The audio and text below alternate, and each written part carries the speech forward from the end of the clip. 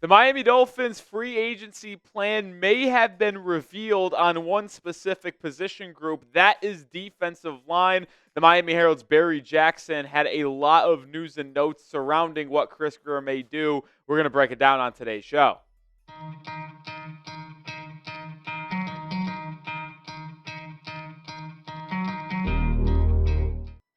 I am Nic Rohloff. This is Dolphins Today by Chat Sports. Appreciate everyone tuning in for this episode. And when we talk about the Dolphins this offseason, we know the position groups that are necessary that need to be addressed, right? We talk about safety, offensive line, defensive line. Those are the top three without hesitation. Well, Barry Jackson kind of gave some clarity on what Miami is thinking in terms of the defensive line. Barry said that the view here is that the Dolphins need at least one starting defensive tackle that is an upgrade over Benito Jones at nose tackle, while also clearly needing a starter opposite Zach Sealer if Calais Campbell doesn't return. And even if Campbell returns, Miami needs someone above average to share snaps with him. Our understanding is that Miami is going to prioritize the position, as well as offensive line, corner, and safety in free agency. And I am intrigued because I thought Benito Jones and Deshaun Hand were quietly okay for the Dolphins last season as the nose tackle, third D-line guy behind Sealer and Campbell. But if Miami does bring Calais back, it's intriguing to note that Miami is going to look to try to get a good player that can kind of limit some of Campbell's snaps in 2025. But if they don't sign him, it's interesting to note that they want to get a guy like Calais in terms of production next to Sealer, but also upgrade the nose tackle spot ahead of Benito Jones on what he provided last year. I don't think they'll be able to do it all in free agency. I think they'd have to look to the draft to potentially do that, so keep your eye on a D lineman early in this upcoming April's draft. But it does let us know where the Dolphins' heads are at least going into free agency. And heading into free agency in about 6 days, if you want good mojo out there, you want the Dolphins to make a move that benefits this roster, don't jinx it. Hit that thumbs up icon. Like the video to help us out, but also to get the good vibes flowing towards free agency. As we talk about the defensive line room, boy, is it necessary to add to this group. The only player that the Dolphins have on a standard contract when it comes to the interior defensive line is arguably the best player on the Dolphins defense from a season ago, Zach Sealer. Now, Neil Farrell is there on a futures contract. He'll be there for OTAs and camp, but he is not on a standard contract, so really it's just Zach Sealer. Dolphins need a lot here. As it was mentioned by Barry Jackson, they need someone that could play opposite of Sealer when they go to two interior defenders rather than moving around Bradley Chubb, Chop Robinson, and Jalen Phillips. But they also need a nose tackle, a run stuffer that could help benefit Zach Sealer. He can't do it all himself. So you're going to have to get two starters, one starting nose tackle in free agency or the draft, one starter opposite of Zach Sealer, as well as some good depth pieces as well. So I would expect Miami to be very busy when it comes to the defensive line in free agency and the draft. But maybe they actually look towards the trade market, because when you start to look at options for players to fit this Dolphins depth chart and roster, Jonathan Allen is the top trade option. During the NFL Combine, it was reported that the Commanders and Allen are working together for a trade. Allen has been one of the best defensive linemen in the NFL in previous seasons, but did not play up to his standards in 2024 and battled injuries as well, only playing in 8 games. He's been a rock and a consistent player on that defensive line in Washington for most of his career, but he is declining every year in terms of his production, getting after the passer. He's never been the best run-stopping defensive lineman either, but him and Sealer could create havoc if healthy, rushing quarterbacks from the interior. The one issue that I have with Jonathan Allen is that he has 1 year left on his contract, and it would cost you $15.5 million this season, and then you'd likely have to extend him as well. It would be a cheap pick that you'd have to send to Washington to get him, but can Miami afford a $15.5 million defensive lineman? Probably not. But let me know your thoughts. Knowing his price tag in a trade being probably a 5th, 6th rounder, the price tag for his contract this year, and his decline in productivity every single year, would the Dolphins or should the Dolphins trade for Jonathan Allen?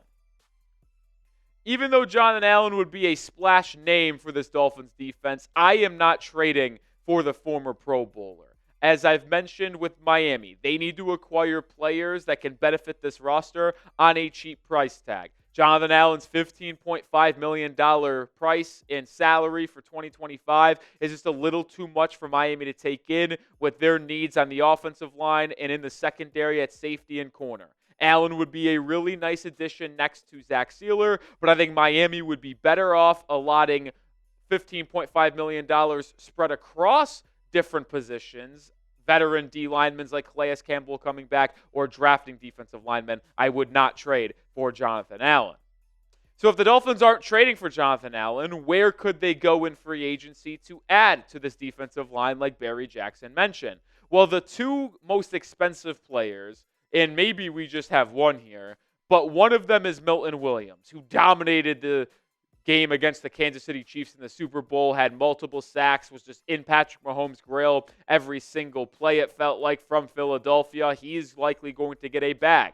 But then you have Osa Odigizua from Dallas, who is likely going to remain there, whether it be a franchise tag of $25.1 million or a long-term extension. Sounds like Osa and Dallas are working to get that done. But either way, I don't think these guys would be even in Miami's wheelhouse. We talk about Jonathan Allen's trade value and his contract being too much to take in for the Miami Dolphins. Well, it's not like they're going to go out and sign Milton Williams or Osa on a 4-year, $20 million contract per season that would get him up to 80, 85 mil in total value. Miami will not pay that, especially with them just needing some help for Zach Sealer, not a complete starting D1 or defensive lineman one caliber type of guy. So I don't think they're going to go after the expensive targets in NFL free agency. So who could they go after? I think this list of 10 guys that was laid out by Barry Jackson makes a lot of sense, specifically B.J. Hill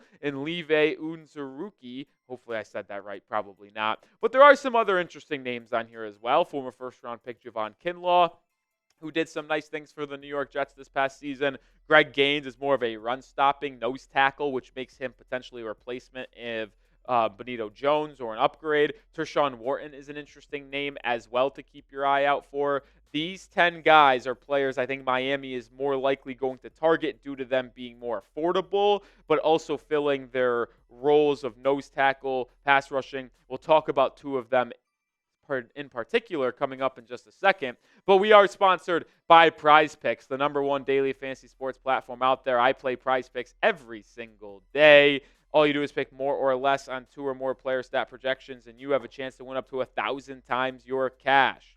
Prize Picks puts their members first, so all withdrawals are fast, safe, and secure. When my picks hit, when your picks hit, you can get your money in as quick as 15 minutes. When you sign up today, you can get $50 instantly when you play $5. You don't even need to win to receive the $50 bonus. It's guaranteed.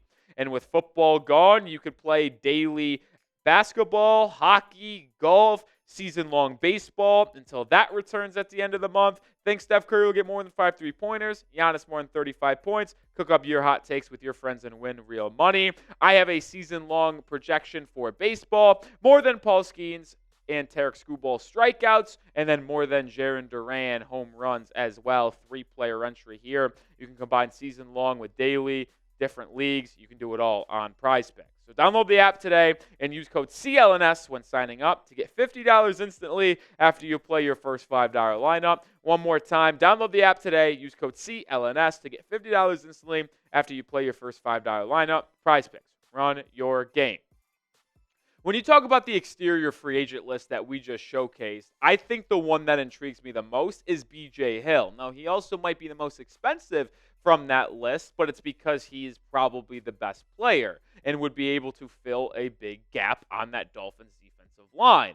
He had a pretty solid season last year for the Cincinnati Bengals, who also released Sheldon Rankins, so they could look to potentially re-sign B.J. Hill if they have enough money to afford him, T. Higgins, Trey Hendricks, and Jamar Chase's extension. Hill had 3 sacks, wasn't the best in the defense department last year for his standards, but he usually is a solid run stopper. And he was rated pretty highly according to Pro Football Focus. Was actually the 24th graded interior defender last season with a 70.2 grade. That ranked out of 115 plus interior D linemen. So Hill had a very solid season from Pro Football Focus's standpoint, which would make him someone who could be pricier in free agency, but also makes him a good fit. And Bear Jackson, in an article, did say that an NFL evaluator linked Hill to Miami, saying that it would be a good scheme fit if Calais Campbell was not re-signed. But the other one that intrigues me a little bit is Live Anruzukri from the Detroit Lions, because he is someone who could get after the passer. He's more of like a hybrid DN, D lineman type of guy. He's more of that Calais Campbell type of mold. This is not a nose tackle, a run stopper, a Benito Jones replacement. This is more of the opposite D lineman to Zach Sealer. He has shown the ability to get after the passer before, but isn't on the same level as a BJ Hill, as a Zach Sealer. I like Levi. I do. I think this would be a good fallback option if you did not get BJ Hill and if you did not re-sign Calais Campbell. More of a third option. But I will say this. Out of all the positions in free agency, I think defensive line is one of the weakest. I got to be honest. I think there's a couple good edge rushers out there. There's some good offensive linemen, some decent safeties. But when you go down the list, I think defensive line, especially on the interior, is one of the weakest free agency classes we have. So the Dolphins needing to get multiple starters in that realm isn't the most ideal, which may be the reason why Miami ultimately goes D-line early in April for the NFL draft. But out of the names that we flashed so far from other teams, not someone who was on the Dolphins roster last season, who should the Dolphins sign in free agency? Drop one of the names for the defensive line down in the comment section. I think one thing is very clear, though, when you talk about getting the defensive line set in free agency, is that if Calais Campbell, who is yet to officially make a decision on if he is retiring or not going into the offseason, which he probably should come out and say that in the next 2 to 3 days, considering the fact that, well, if he wants to get signed, free agency is in 6 days. You got to bring him back if he's willing to return and he wants to play another year. Is he going to be more expensive than he was last season, basically on the absolute vet min? Yes, he will be, but he was extremely productive, played over 50% of the snaps defensively for the Dolphins, missed basically no games. He was absolutely incredible in the locker room as well for the Miami Dolphins. It would be a no-brainer to bring back Calais Campbell. If he is returning for another season in the NFL and makes it known that he'd like to stay in Miami, Chris Grier's number one thing he should do, write that little one-year check, hand it to Calais Campbell, and let's get a move on it. But that's not the only person that the Dolphins are going to look to try to re-sign from this group. Barry Jackson saying that the Dolphins will also try to re-sign Deshaun Hand. They will not sign him as a starter, but they would like to bring him back as a backup nose tackle, backup interior defensive lineman. And like I mentioned off the top of today's video, was it the best unit of all time? No, but last season, the Dolphins did have the 9th best defense against the run, so I thought it was better than what some people might kind of put it out to be from the exterior viewpoint of this Dolphins roster. Benito Jones was solid. I think Deshaun Hand was solid for the contracts that they had. Am I trying to run it back with them? No, I think you should try to continue to improve on the trenches, both offensively and defensively. But bringing Deshaun Hand back as a backup depth piece, I think is something that I would be open to and want to happen. And it seems like Chris Grier in Miami is going to try to get that done as well. All right, make sure you are subscribed to the channel. Daily content on the Miami Dolphins. We'll be live later today on the channel. Final live show before NFL free agency gets started on March 10th. So make sure you join us for that. Make sure you subscribe, notifications turned on, because when news and rumors drop around Miami, we will have you covered.